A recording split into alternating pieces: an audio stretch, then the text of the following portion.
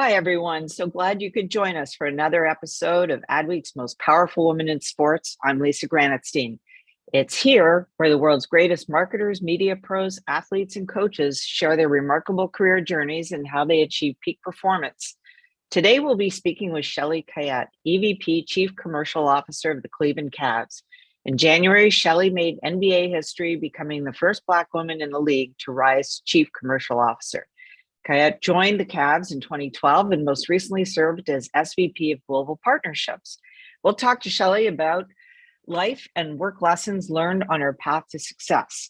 Be sure to reach out with any questions. So now let's dive in. Shelly, welcome to the show. Lisa, thanks for having me today. Hey, good to see you. Thanks for being here. Absolutely. So let's start from the beginning. I want to know a little bit about your background. Where did you grow up? So I grew up in a very small town. It's called St. James Parish in Louisiana, and about an hour west of New Orleans. So that was my hometown. And then, of course, went to college in New Orleans at Tulane University, but it all started in St. James Parish. Wow. I hope everyone's okay. We understand there was a tornado last night, I think. Everybody all right? I just checked on family and friends. Everyone's good, thankfully. I mean, earlier, actually, when I looked, I think there was only one unfortunate fatality, but it was a very big one and very unusual for the South. But they can endure hurricanes. They can endure tornadoes as well. So right. Yeah. So, well, I'm glad to hear everybody's okay. So who shaped you? Who from family, friends, who inspired and shaped the person you are today? Well, we always say it takes a village, right? So a little bit of everybody, but look, I would attribute it back to my parents. My mom worked retail for 20 plus years in management, and she worked at a mall. So talk about long hours. And so I think I got my preparedness for long hours in sports from her. And my dad worked at a chemical plant, so very physical labor, and again, long, hard work. So I think from both of them, just very hardworking, but also had such a care and empathy for other people. So I certainly admire them and think hopefully a lot of what they embody helped to shape who I have become over the years. Okay, and how did sports come into your life? What role did that play? Well, unlikely, I say ironically because I was 6'1" in 8th grade, Lisa, and wow. So sports was kind of projected onto me very early. Of course, our coaches were like, you got to play, right? Whether it be volleyball, basketball. But I remember starting in an AAU camp because, my mom was like, look, if you're going to play, you need to learn the game, right? Because I was tall, but I didn't really know the game because I hadn't really right. And in junior high. And so I went to this AAU camp, Domino's basketball, never forget, because I think it definitely shaped my life. I will use the word intense as the word, that intensity that it brought for me. I remember we were doing this layup drill very early, and I was, believe it or not, pretty timid and more on the shy side. And he said, do this layup drill. And I remember I thought I was giving my all and running fast. And I got back and he said, if you took the ball, and he said, literally, if you don't run this next drill, I'm going to 13th of you know what. And look, I think from that moment, when you say how it shaped your life, I think for me, it always helped me to create that outlook that there's always opportunity to do something better, do something more, look at things differently, and not necessarily just be satisfied with the way things are. So certainly, along with adversity, time management, all the great things that sports teaches. Right, of course, and teamwork and all those great things. How did you get from playing basketball to the Cavs? I bet it wasn't some straight path. Where were the turns and twists? The twists and turns, rather. Yeah, ironically, it took a turn because when I was done playing, I played in college. I played a little bit overseas, and I thought I was going into okay, let's try something different. I moved into the casino industry. Oh, wow. Entertainment down at Harris in New Orleans, and I was doing advertising and marketing entry level there. And then they restructured from a corporate perspective, and so the business and database marketing was actually moving to Tunica, Mississippi. And nothing wrong with Tunica, Mississippi for anyone. thing. But I was from a small town and I wasn't prepared to yet go back to a small town so soon after college. So my boss said, "Hey, look, the New Orleans Hornets, which now Pelicans, are moving back from Oklahoma City. They relocated there after Hurricane Katrina, as you talk about natural disasters. And so they were hiring a large portion of their staff. So I literally went to a career fair and I interviewed for a marketing role and a partnership role. I started marketing first and did that for a year, then moved into the corporate partnership role and, worked a stint in community investment and then back into sponsorship. So it's been a journey, but all started from a career fair. Wow. And what was it like joining and becoming part of the Hornets / Penguins? Pelicans. Sorry, Pelicans. Yeah. I'm from Canada. I know Pittsburgh Penguins. Anyway, the Pelicans. What was that like joining and being part of that team and that environment? Yeah, look, it was great. I think as much as I had felt like, I'd been so much in sports my entire life, I missed that aspects of camaraderie and the team aspects. I think at that point, Chris Paul was just there after his rookie year and it was an entry into the NBA. And I think as an ecosystem, the NBA has a lot of similarities amongst all teams. And it was a great opportunity when you think of innovation and just the way you look at the game. I never thought about the business side of sports in the way that they dive deep. And so for me, it was just a start to a never-ending learning process of learning the business, the organization, the league, the ecosystem. So it was just a great launching pad for my career anyway. And then you made your way to the Cavs. Yes. In 2012, so I was recruited to come in 2012. And, that was, we look back before, even LeBron had come back to Cleveland. So I think the organization was, still working on a lot of different areas of the business and how we approach fans and so forth. And it was a great organization already. There was actually a lot of similarities. And we were just able to take that to the next level. And so it's just been such a great journey with the people. There's a great culture here with the Cavs.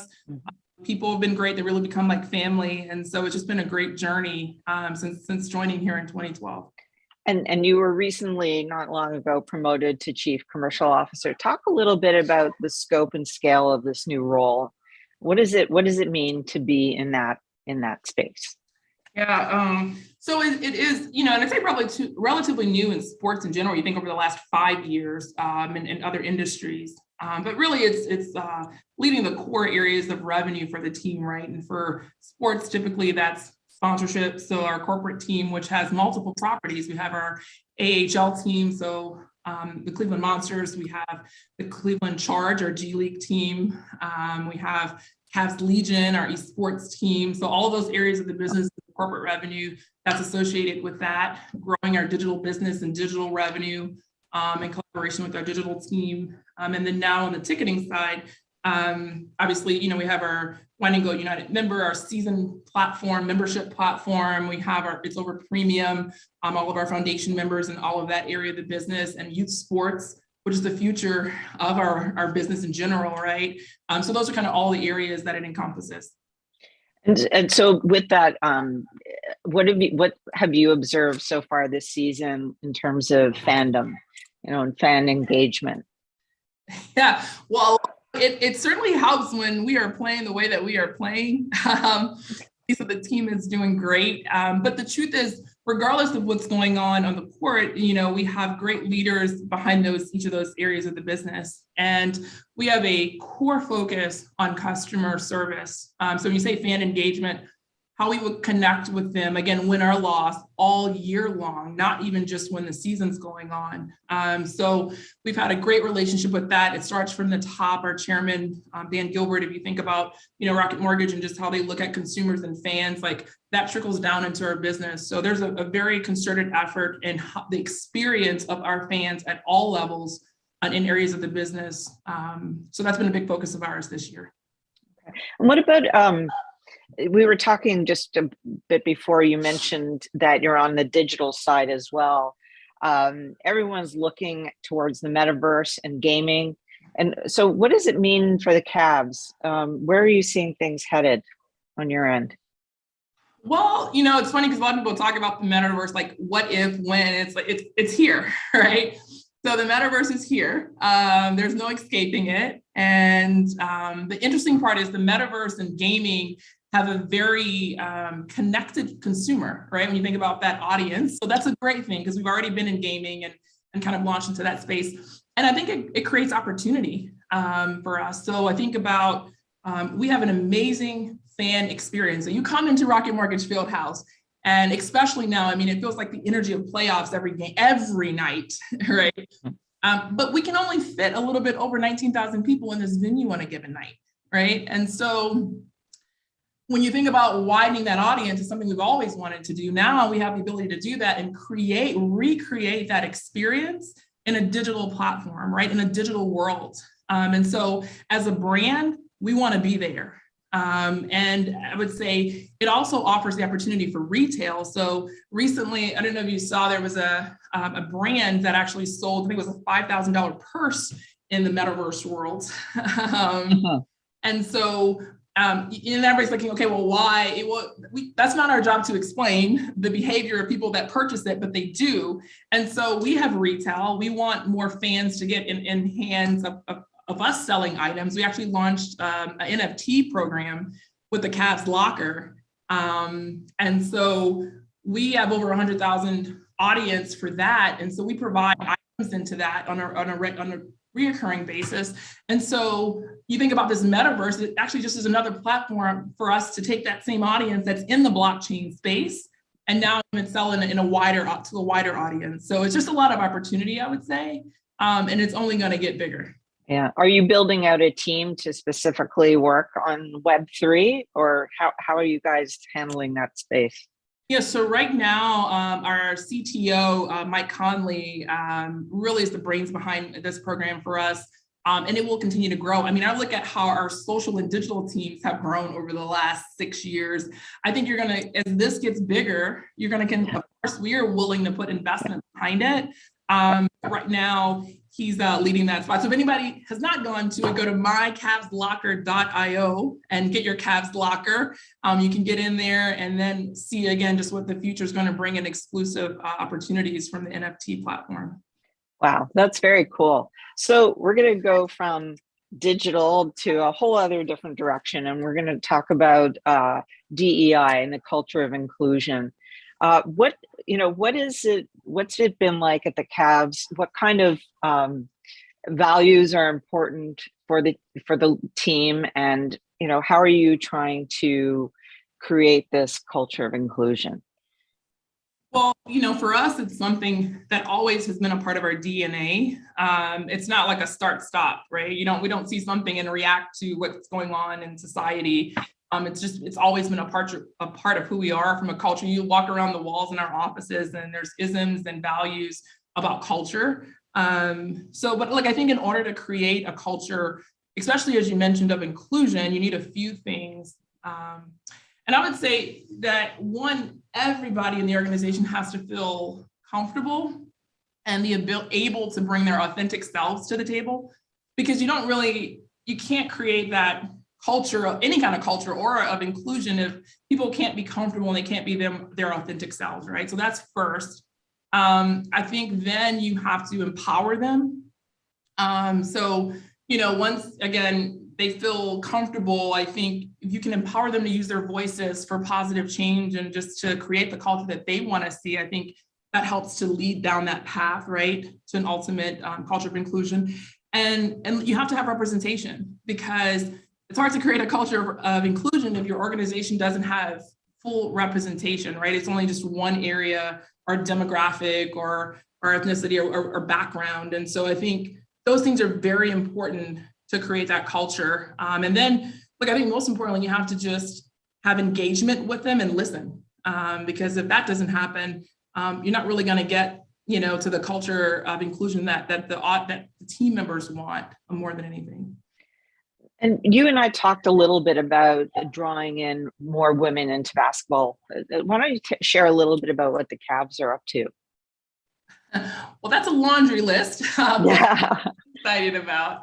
Yeah. Look, I think we and the NBA think that women or the ecosystem are a strong part of the ecosystem, right? A critical part. And it's just so great that, we're recognizing that now. We're seeing the contributions of so many women across so many areas, especially even here with the Cavs. But I look at it in different levels or different areas of our business. So I think about basketball operations. We've got amazing women. First of all, our general manager at the time, now president, Kobe Altman, was one of the first to hire a woman assistant coach with Lindsay Gottlieb. And so she was a phenomenal add to the team. I would say we have women like Lauren Marvany, Luron Fannin, who's the general manager of our G League team. We just hired a Michelle Rock in our development team on basketball operations. There's just so many women that are there behind the scenes. And that's just basketball operations. I think then moving to the business, we have one of the highest female full-time staffs across the league. And our executive team exists of 5 women. And that is, you cannot go across the board of all teams in any industry, right? Our league, and you see that many women in an executive role really able to create and influence change and policy. So we're really excited about that. We have such a young core too that we're excited about, and they just rock. We have an Empower group, literally Empower with fun, which is our women's TMRG resource group. And there's a leadership team there that does a phenomenal job to help not only support women that are already on our team, but also help to develop women. There's a great mentorship program and so much more, just to make sure we're cultivating the talent we already have here in-house, which we have a tremendous amount of. And so look, and I think about the future when I mentioned we're over youth basketball, which Melanie Sizer and her group leads that area. It's focused, they have a real core focus on women in youth sports. So Jessica Davis is a big part of that. And I say that because you can't wait and just expect to develop women, when they're already in their careers. You have to start young. You just talked about what sports meant for me when I was in junior high. So we want to really touch women very early in the process. And that's a big part for us to do that. So just, again, making it a big focus, but also recognizing the amazing talent that we have. And any thoughts on women in sports, whether it's the WNBA or women's soccer? What are you seeing? Are we at a tipping point? Are you feeling encouraged by what you're seeing these days? I mean, it's not perfect, but you're right, not perfect, but we got to take stepping stones. Yeah. Right. No, I think Kathy Engelbert as commissioner has done a phenomenal job. The WNBA is currently at the highest. You think of viewership, attendance, audience engagement. It's at the highest it's ever been. I don't know if you've seen recently, they just launched the Changemaker platform with partners where they help to go through that capital raise. That really is going to now infuse financial resources into the platform of the WNBA. And I think that was a phenomenal move that not only the players are going to see, but the business side and community will see as well. So I think that's a great part. Yeah. And then look, in June, it's the 50th anniversary of Title IX. I know. And that's a lot of celebration around that and how much we've accomplished, but how much still we have to go. Title IX has helped create opportunity for so many women, not just to continue in sports, but also to continue in business and other areas, right? And I just think you're going to see more of that commitment to women and to women's sport that help to really develop it long term. Yes, we certainly hope so. Lots to celebrate in June with Title IX's anniversary. I want to get your takeaways before we have to end. Unfortunately, this has been fantastic. So let's hear your words of wisdom, and then you can get back to your work. No, it's been great, Lisa. I really appreciate having me. Look, I think the first one is really own your confidence. And I say that as a learning lesson for myself even. I think sometimes as women, we let roadblocks, imposter syndrome, the fact that we don't see other people that look like us in certain areas deter us from taking that next step or moving forward. And are really having the confidence we need to move forward. And so for me, it's just letting women know to own your confidence and really your ability to perform, your ability to really do the task at hand is so important. I think second, developing an authentic, strong internal relationships is so important. So, when we say it's about having a voice, it's not about having a loud voice. A loud voice isn't going to get you. People may hear you. It doesn't mean they're going to actually listen, though, right? It's about, I think for me, I have had success because I've had real organic relationships with people that actually listen to some of the things that were concerns or challenges that I had and help to really work and collaborate as an ally with me. And I think that if people really use that relationship skill set to create those strong internal relationships, that it really will help propel them forward in their careers. And then last but not least, it's a big sports connection as well, is just always be ready, right? Again, sometimes as women, we tend to, if someone wants us to do it, I know it's happened to me early in my career, say, oh, you should be doing this or move into sales or do this. And you're like, no, I don't think so. I'm not ready. I don't know. Like, stop having that doubt. Be ready, trust yourself, and take on the opportunity at hand. So true. I love that one. Well, Shelly, thank you so much for joining us today. This was terrific. I hope you'll join us again as we do more on sports and sports marketing. So thank you. And now we'll be moving on to wrapping up, actually. So thanks for joining us. And we'll be back here on April 6th with FanDuel CEO Amy Howe. Thanks, everyone, for joining us today.